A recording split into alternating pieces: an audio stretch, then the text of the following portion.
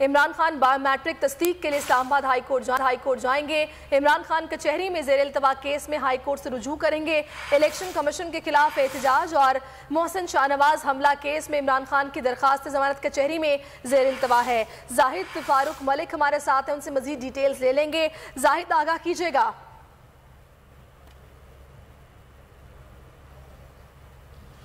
جی بالکل، judicial complex اسلام آباد میں ہم موجود ہیں۔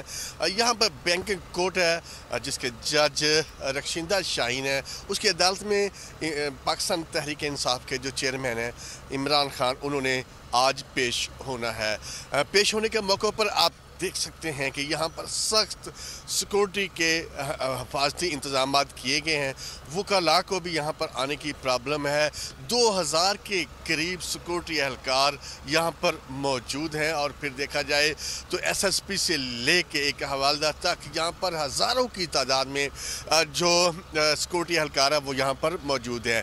ایک کلاس کی سی صورتحال ہے یہاں پر، اور ارد گرد کے تمام علاقوں کو سیل کر دیا گیا ہے۔ کسی کو یہاں پر آنے کی اجازت نہیں